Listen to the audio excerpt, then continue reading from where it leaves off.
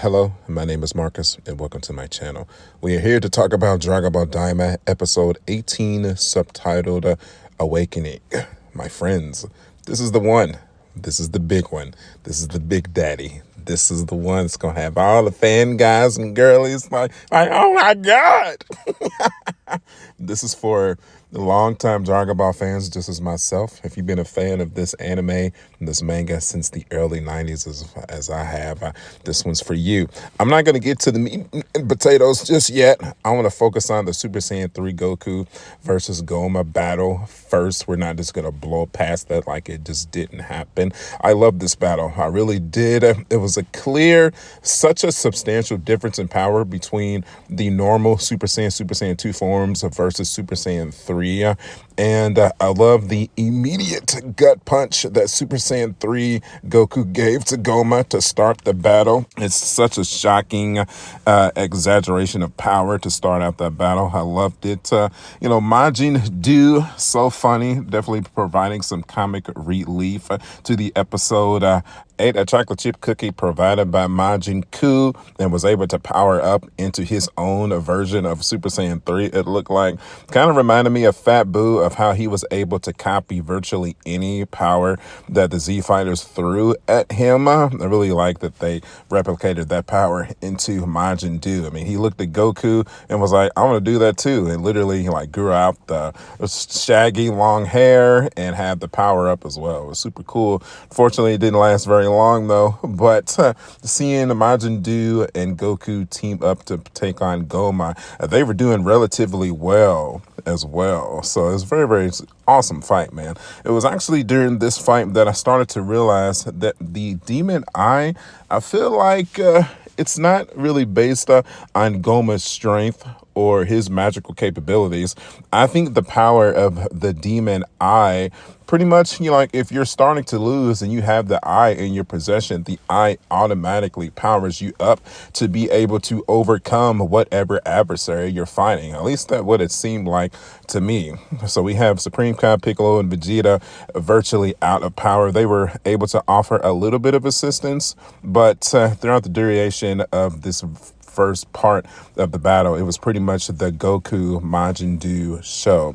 They definitely had a bit of a comic relief. I don't even know if I would call it a comic relief, just a troll to Vegeta and Vegeta fans once again. He just doesn't have the power at all whatsoever to continue to battle. He didn't even have the power to stand up.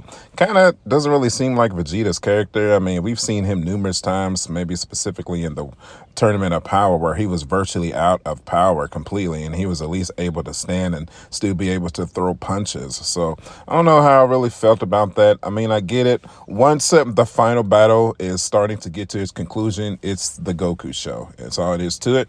We all have to realize that as Dragon Ball fans, Vegeta is not a main character. He is a side character. He always will be. He kind of entered a main character territory a little bit in Super, but Dragon Ball will always be the story about Goku. He's going to be the final hero. It's just all it is to it. As Toriyama has proven and said this numerous times, even at this point, as his dying wish, as in his writing, this is the Goku show, period. Like I said, we have Majin Buu also providing some of the comic relief. He got the power up into the Super Saiyan 3 power from the cookie, but that quickly wore out. It was just kind of like a Popeye's spinach power up, didn't last very long. He was able to, keep up with the battle for a short amount of time, but once the cookie ran out, his power ran out as well. There was still a cool concept though, a cool sequence, kind of gave us an inkling of what it would be like to have maybe Kid Buu and Super Saiyan 3 Goku fight together against a common adversary. So I definitely appreciate the fan service in that regard for this particular battle. And like I said, just the difference in power between Super Saiyan 2 and Super Saiyan 3, we have to appreciate how much stronger Goku gets in this form. And, as cool as SS2 is, Super Saiyan 3 still outclasses every other version of the Super Saiyan form in every way, aside from the duration of power that he's able to hold because he takes up so much stamina. And, of course, once Do is out of the battle, Goku doesn't last very much longer against Goma either. Starts punching him like a ragdoll, which I really appreciated that sequence as well. Just some really cool coordination, some fight choreography, super cool, man. And then we have Nevu come in and starts showcasing some power that definitely reminded me of the Grand Elder from Namek Guru. As we recall, a Guru was able to unlock the potential of Krillin and Gohan before they went to take on the Ginyu Force. This is definitely what it reminded me of, as Nevu seemed to unlock something in Goku. He unlocked his potential. So it is here where we start to see a transformation take place in Goku, where it's definitely utilizing his Saiyan biology. They really start to pull on the fan heartstrings of long-term Dragon Ball fans. It's almost like they are going through his DNA and just unlocking every ounce of power that can be unlocked in his Saiyan cells. Once we can finally say March X79 and just Dragon Ball in general that the Super Saiyan 4 form is finally canon. I love it. I know that is going to piss a whole lot of people off, but if you've been following my channel for any extended amount of time, I was always a fan of this form, Dragon Ball GT. Definitely not my favorite version of Dragon Ball. It definitely had a lot of issues, but the one shining point of Dragon Ball GT was always the Super Saiyan 4 form. You cannot take that away, because let us all remember the one part of Dragon Ball GT that Akira Toriyama had a specific part in was designing the Super Saiyan 4 form. So it's so fitting for me that as his dying wish, he decided to bring the Super Saiyan 4 form into the canon anime. Of course, you're going to have some naysayers come in and Daima's not canon. It's too many nitpicks. It's too many, whatever in the series. It's not canon to Z or Super. Listen, feel however you want to feel. Akira Toriyama, literally the creator of the series, said before, as his dying wish, this form is canon now. Suck it, nerds.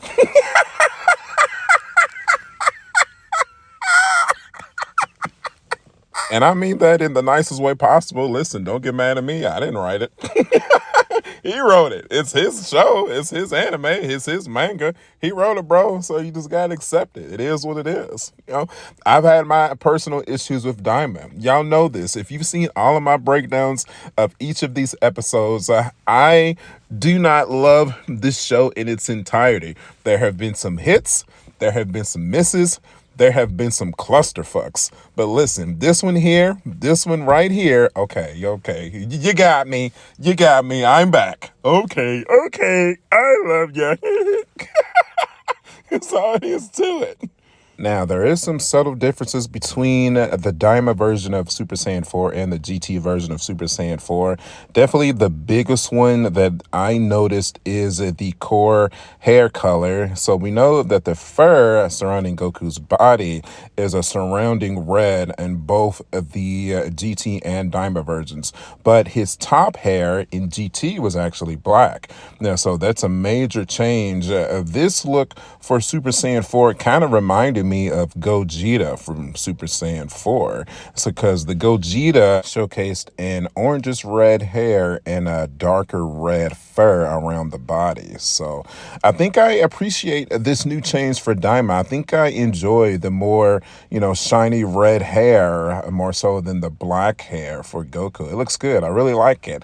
You're also going to notice this godly looking glow surrounding his body as well. I think that is just an after effect of the unlocking of the energy that came from Navel. If we remember correctly, I feel like Gohan and Krillin had a bit of a glow once they powered up as well, after they utilized their unlocked potential, caused by Guru. You're also going to notice that his eyebrows are red as well. Now, we know in GT, the eyebrows were black. Also, you're going to notice the kind of the ring around the eyeball in GT GT, that was definitely red. So more so with Daima, it kind of has a darker blackish reddish color as well. I know that's really getting deep into the detail of the facial structure of the form, but I don't know, it interests me, so I'm gonna say it. There you go. So of course, one of the huge, probably the biggest changes of all is those arms. So we got to talk about these orangutan, simian, kind of monkey looking arms. I really loving that. This is just showcasing that Saiyans evolved from apes.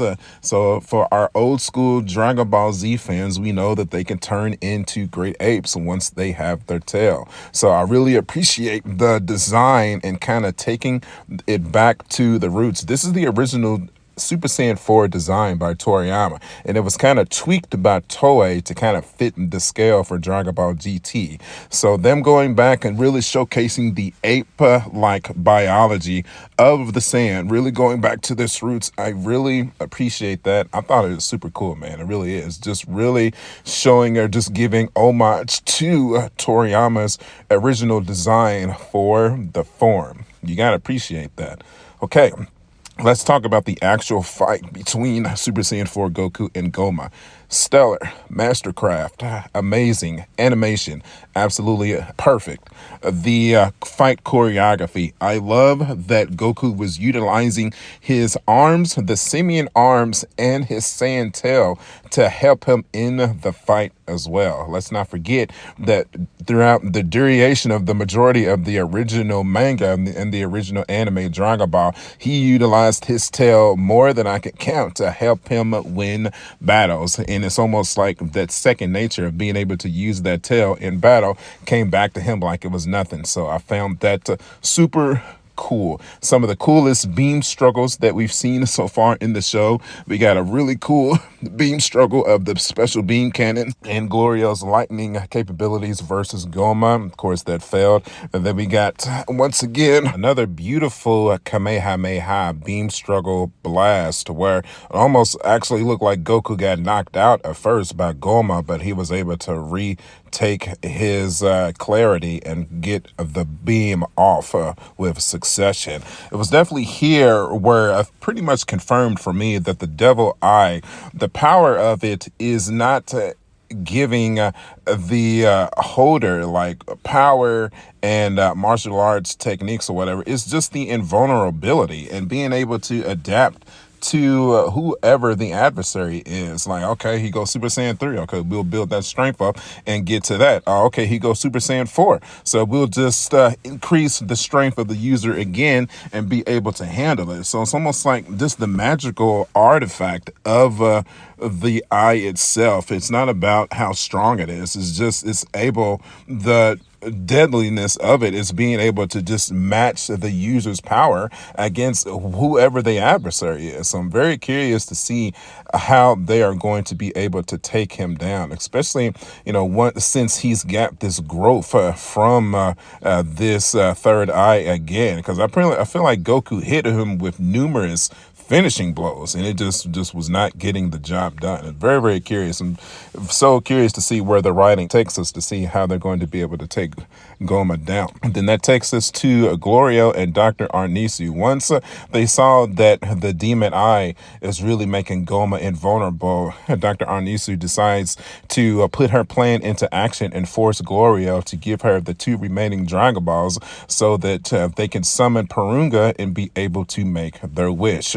Now, of course, as Glorio is going to fulfill his mission, all of the flashbacks of the entire series starts to flash across the screen. Him being the double agent has really started to take its toll on him, as I predicted, to be completely honest. But nevertheless, he still, completes the mission and brings the Dragon Balls to Arnisu and summons the Eternal Dragon Purunga, or at least the red version, the demon version of Purunga. So very cool. Pretty much the spitting image of Purunga from Planet Namek. The only difference is this Purunga is red. Kind of reminded me of the Shinron summoned from the Black Star Dragon Balls from Dragon Ball GT. GT. If you don't remember that, I'm sorry. I guess that's just for old school Dragon Ball fans.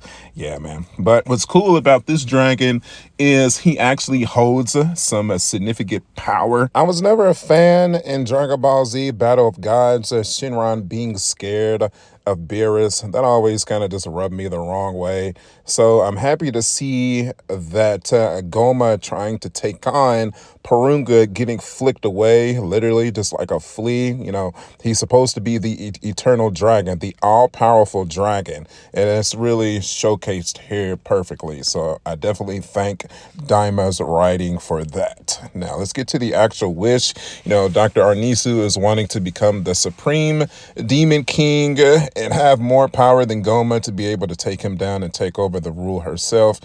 I'm kind of a half-baked plan, honestly. How do we know that this dragon can grant her that much power? How do we know, kind of like in Dragon Ball Super, the manga, you know, I feel like if you wish for that amount of power, there has to be a price. So is she going to shorten up her lifespan? Is it going to shorten up Glorio's lifespan? And the other kicker is the wish has to be made in the Namekian language. So we hear Glorio make a wish, but was it Arnisu's wish? Honestly, I freaking doubt it. I think I've been watching this anime long enough to know that they love their kickbacks, man. They love to confuse the audience for sure. Personally, I think Glorio probably wished for everybody to be adults again, if I had to take an educated guess. And with that wish, obviously that's going to piss off Arnisu, and I think that's going to cause Glorio's demise. So I think definitely in episode 19, we're going to see the last of Glorio. Yeah, that's my educated guess. So I guess we will see how that goes down, man. And I think that's going to conclude my breakdown of episode 18. By far my favorite episode of the entire anime so far, Super Saiyan 4 Goku, that just tugged on my Dragon Ball heartstrings like nothing like it in Daima before. I definitely have to thank the writers, Akira Toriyama for sure, for giving us this episode, giving us Super Saiyan 4 Goku and making it canon. Like I said, I know that's going to piss off a lot of naysayers and just kind of the nitpickers. I admit I've been a nitpicker before, but you know, sometimes the fan service just has to take the W, and today for me personally it takes the W. I've always loved the Super Saiyan 4 form.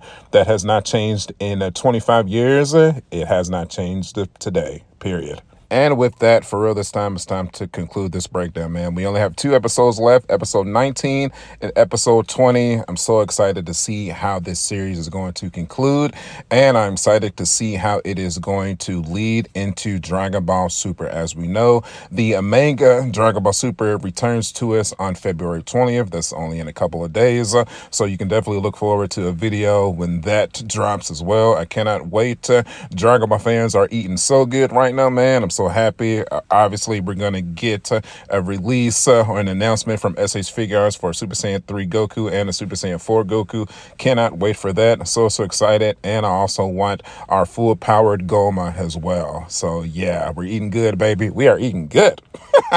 All right. As always, thank you guys for the support. If you enjoyed this video, please hit that like button. I really appreciate that. Maybe consider hitting that share button so that we can get more eyes on it. And maybe consider hitting the subscribe button. I have covered every episode of Dragon Ball Daima up to this point, and we are absolutely going to cover the final episodes as well. If you've taken the full journey with me, I love you. Truly, I really do. You can follow me at youtube.com/marjack79. I am also on Facebook, Instagram, and TikTok. As always, my friends, I will see you guys in a couple of days, at least Dragon Ball fans, when the next manga chapter drops. So until then, I will see you guys later. Bye.